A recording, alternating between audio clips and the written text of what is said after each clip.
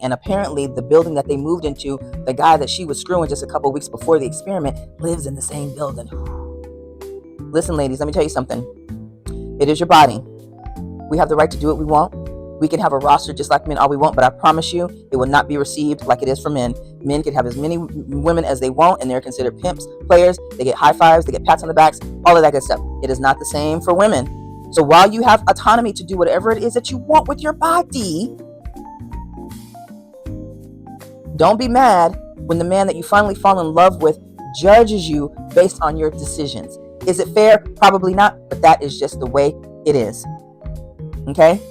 It sucks that the information came out, but honestly, I kind of feel like that's what she gets, because I don't think that oh boy is supposed to be with her. I think he should have chose the woman that he had more in common with instead of you. I ain't even gonna hold you. This season of Love is Blind is a snooze fest. Boring. But I'm gonna hang in there. I'm all caught up, and I want to know you guys' opinion. Am I the only one that thinks that old girl made too big of a deal about him possibly following her and then unfollowing her on Instagram because he possibly knows what she looks like? I just think at our big age, we let social media play too big of a role in our personal lives, and that she should just be grateful that he's attracted to her. It's easy to fall in love with the person's personality without seeing what they look like, right? Because you're getting to know the most inner thoughts of them. You're falling in love with the character and the things that they decide to share with you, right? And you have no social media, you have no access to outside opinions or influences. You're only going by your own emotions and based on what you're hearing from the other person, and of course your imagination. So it's easy to fall in love with that. But as we've seen time and time again, people fall in love in the pods and then they see each other in person, and all of that love is blind crap goes out the window. So I think, oh girl, I can't remember her name, should be grateful that her man loves her personality and is attracted to who she is, whether he saw her before or not. Now, maybe I'm just getting old and maybe I'm a pick me, but damn it, I think she's got a winner. I also think there's a huge possibility that she's right. I feel like she feel like in her gut that she's right, but because she couldn't prove it, she gonna go with that. I think he got lucky because from what I can tell, where they are in Minnesota, it is a small town, and a lot of them got friends that know each other. So it's a huge possibility that somebody that he know or she know followed her, and she followed them, and he followed her, and blah blah whatever. But I think he got lucky. Either way, I'm glad she's letting it go because it's really not that serious. Just be glad you found somebody that you got something in common with, that you think loves you as much as you love him. Child. The black couple, they're cute, they're perfect. I think they threw the prenup stuff in there just to throw a wrench in it because everything with them was just going too perfect. So they're like, no, we got to spice it up a little bit. There's got to be something that these two don't agree with. We going to push that narrative. Other than that, they're perfect. They're cute together. I think they're a great match. I think they complement each other well. And I think they could be a team. His Jordan collection was crazy. Twice a month, $700 sometimes. Couldn't be me. Couldn't be me. He could literally sell all of his shoes and have a down payment for a house. So hopefully she convinces him to sell half of his collection so that he can pay off that student debt that he now want her to help him pay off. Let's just go there. The sock bin couple, very, very interesting. I like the fact that her sister was completely honest with her. Most people will not admit it wasn't supposed to be you before me. And her sister was completely open and honest with her and let her know the things that you're doing. I'm 5 years older than you. I'm supposed to be doing them before you. But here you are. I feel some kind of way about that. And I appreciate her honesty. Can that cloud her judgment on the man that her sister picked? Absolutely. Do I think her sister is completely jealous? No, I think there's partial jealousy, and also her antennas are up too because your family is going to notice things that you don't notice. And I will say that although this guy seems cool and seems nice, he does have a tendency to have all the answers all the time. And that's not normal, you know? So I think that she should, just look a little harder at that.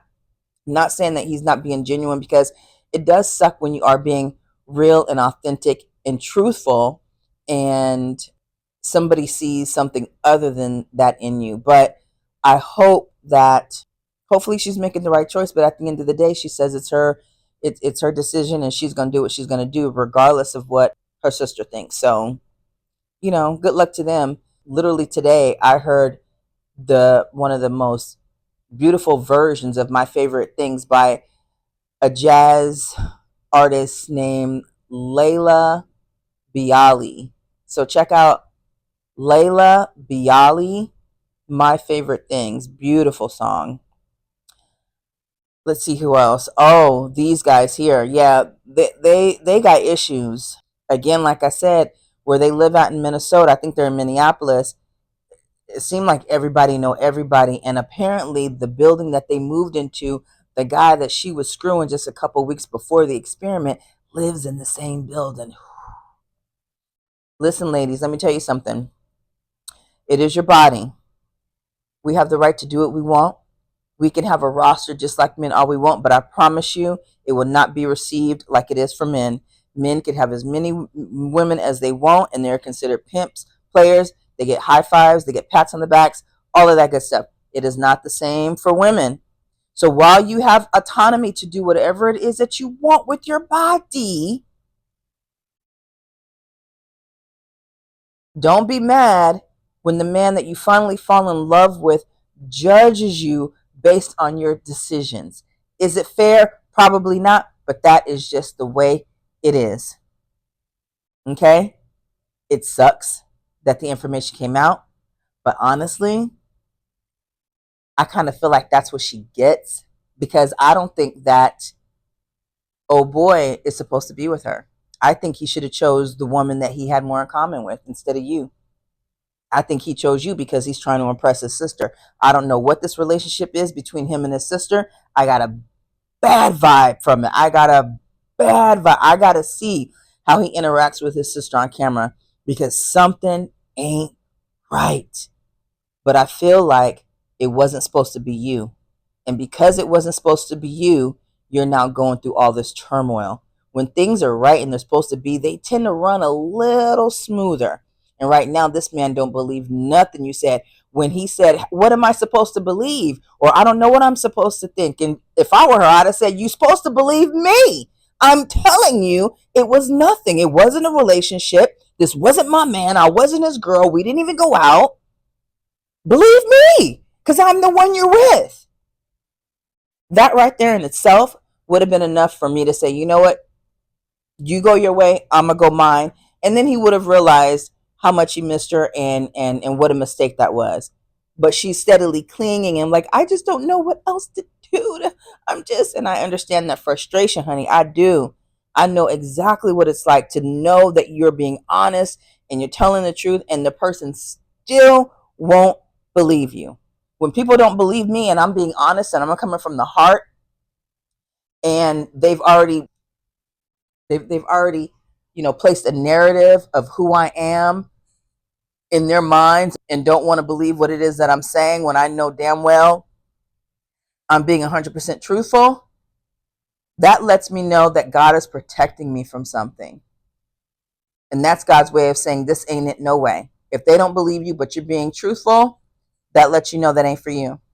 And that's just God's way of protecting you. When God denies you of certain things, it's always for a greater purpose. Yeah, you have the political couple. Their storyline is boring. They seem okay. um I think that's the one with the guy who doesn't wash his hair but once every 2 weeks. He does have a nice head of hair though. And I'm still mad at Madison. Madison was actually one of my favorite people on the cast. I just liked her personality, and I loved how open and honest she was, and I liked the polarization of of how much she showed between the two men. And so you could tell, obviously, the one that she was feeling the most was the one that she was most vulnerable with, the one that she shared more intimate details, versus the one where she only, talked about sex and things like that, something that she actually was abstaining from, which I thought was very interesting. Um, but it was just something about her that I liked, but she ended up ruining it towards the end. I think her ego got to her a little bit. And I don't like the fact that 4 people literally left with nobody, all because of her running her mouth to her number two. Number one caught a whiff to that. And I think because of some of the other stuff that she divulged to him, he could see a pattern, and he could see, this is what my life will be like if I marry this woman. Like, I'm pretty sure she's beautiful. She's easy to talk to. She seems very sweet. She's very open. She's very vulnerable. However, when she's depressed, when she's going through, she literally told me there's nothing that I could do to help her, you know? And then also, when I voiced my opinion of having empathy and understanding for somebody other than her, she catches an attitude. And he said, I can't do it. I'm not doing it, you know? So good for him. I think in the long run, that dude dodged a bullet. And I think Madison just has a lot of growing up to do. Madison has no problem opening up, but I think she has to figure out how to compartmentalize a lot of the things that she's going through. And she might have some arrested development from when she had trauma younger that she just hasn't worked through yet. But she's still one of my favorites. I just think she has issues, and it probably was for the best that she didn't end up with either of those guys, but it sucks for the other girl that was trying to that wanted to connect with the second guy. I wish he would have spoke up a little bit more and said, I never told you that. She should have lied. I never told her she was my number one. She was never my number one. I didn't know, but he couldn't, and I feel like sometimes when you're unable to speak up for yourself, then it wasn't meant to be. Like, if a man really wants a woman, he's going to go after her. She shouldn't have to try to pry him, try to convince him, nothing like that. She said what she had to say. He had the opportunity to turn it right back around, and he couldn't. Maybe she was right, and that's why he just couldn't defend himself and say, no, Madison was never my number, but he couldn't. But yeah, that's my take on Love is Blind. This season is boring. So we'll see. If anything crazy happens next week, I'll come back and give a small take. But other than that, you probably won't see me again. Enjoy the rest of the show.